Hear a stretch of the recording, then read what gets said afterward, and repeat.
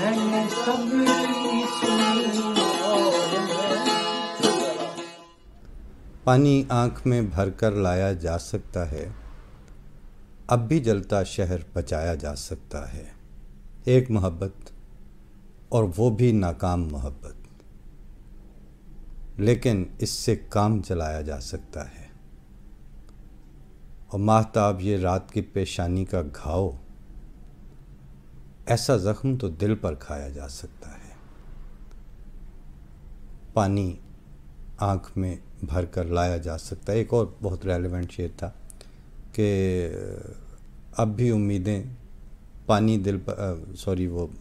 ترتیب اس کی بگڑ گئی کہ مفہوم اس کا یوں تھا، میں چونکہ شعر کا اگر ایک ایک لفظ بھی ذرا آگے پیچھے ہو جائے تو وہ سارا ذائقہ اس کا خراب ہو جاتا ہے، اس لیے میں اس کے مفہوم پر اکتفا کرتا ہوں کہ اب بھی امیدیں دل کے کنویں پہ پانی بھرنے آتی ہیں، اس چشمے میں زہر ملایا جا سکتا ہے۔ ایک نا امیدی اور وہ ساری کیفیت ہائی لائٹ ہو کے سامنے آ سکتی ہے، لیکن بنیادی بات یہی ہے کہ پانی آنکھ میں بھر کر لایا جا سکتا ہے، اب بھی جلتا شہر بچایا جا سکتا ہے۔ یہ پانی بھر کے لانا اور ایک ندامت کا احساس ہونا، یہ صرف ون ٹو ون اور پرسن ٹو پرسن محبتوں یا تعلقات میں ہی اپلیکیبل نہیں ہوتا، سماجیات میں بھی یہ فنامنا اسی طرح ورکیبل ہوتا ہے۔ اور سماجیات سے ترقی کرتے کرتے اگر اس کو آگے بھی لے جایا جائے تو مذہبیات کی ڈومین میں بھی جو روحانیت کی سطحیں ہیں، وہاں پر بھی جتنی حیثیت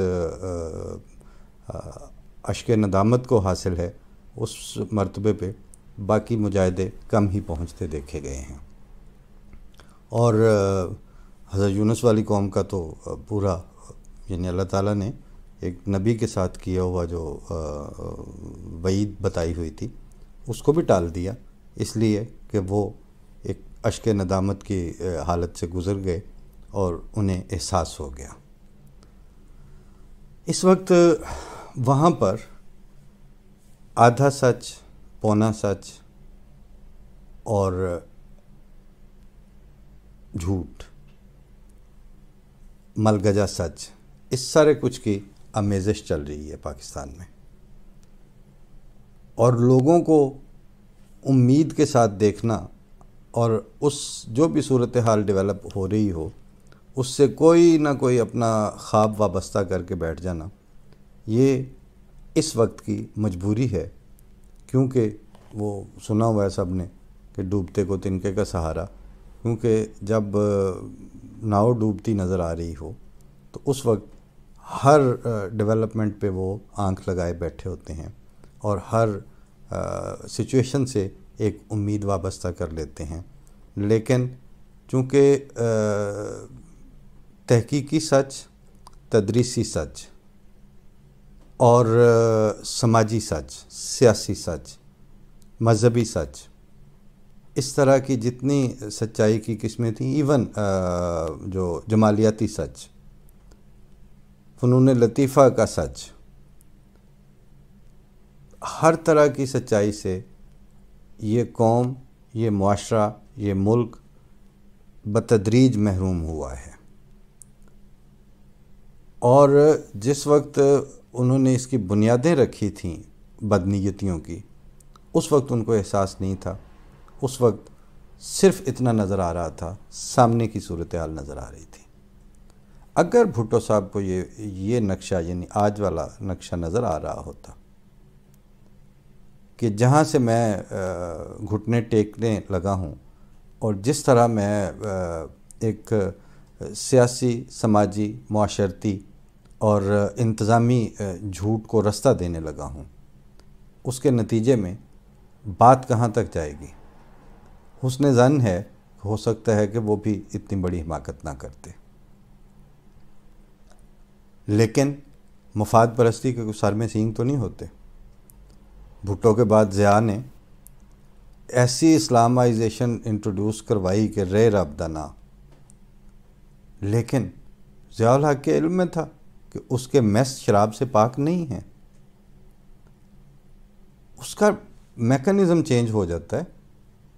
ان دنوں ہم وہاں ایک بڑے مصور کے گھر گئے کھانے پہ کراچی میں،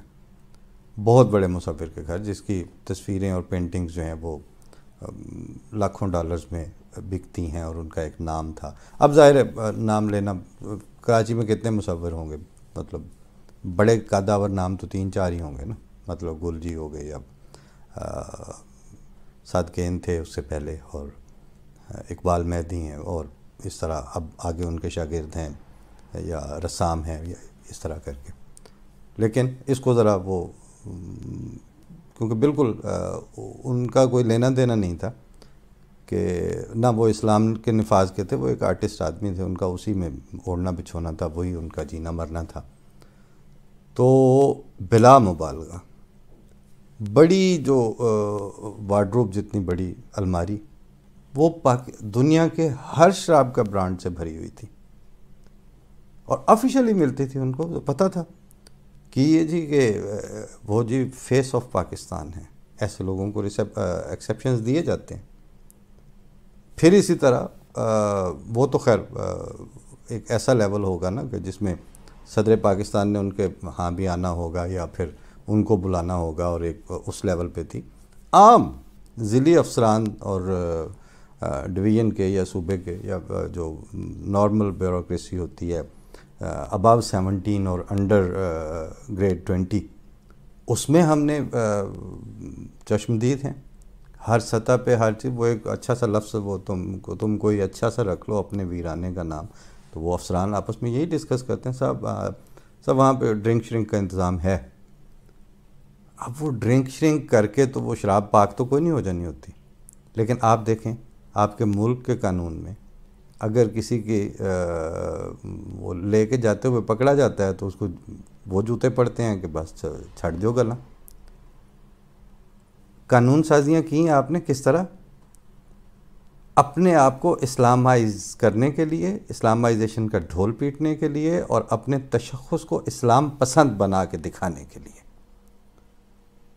اس کے نتیجے میں جو جوتے پڑے تھانوں میں وہ پڑے عام آدمی کو. وہ تو کون جی وہ گڈی جو پھڑی گئی ہے جی،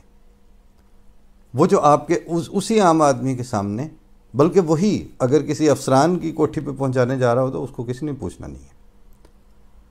اس کا مطلب ہے دوہرا معیار آپ نے خود قائم کیا، جھوٹ کو رستہ آپ نے خود قائم دیا. اور دیا کس کے نام پر؟ شریعت کے نفاذ کے نام پر، اسلام کے نفاذ کے نام پر. پھر آپ کو پتہ ہے آپ کے مولوی کرپٹ ہیں، آپ کو پتہ ہے کہ آپ کے وہ مولوی جو سیاست میں دخل دیتے ہیں وہ اس سے بھی زیادہ کرپٹ ہیں. جو عام کسی مسجد کا مدرسے کا ہے اس کی پہنچ جو ہے وہ ایک ذاتی حرامزدگی کے واقعے تک ہے. لیکن وہ جو ان ساروں کی بنیاد پر کنسورشیم بنا کے ان کے سر پہ جا کے بیٹھتا ہے، اس کو آپ اپنے پیرول پہ رکھتے ہیں، اس کی خدمات کوئی نہیں ہوتی. وہ کوئی ٹیکنوکریٹ نہیں ہوتا کہ جناب وہ سینیٹر تاج حیدر ہے، یا مطلب وہ جو اقبال حیدر ہے، یا کہ وہ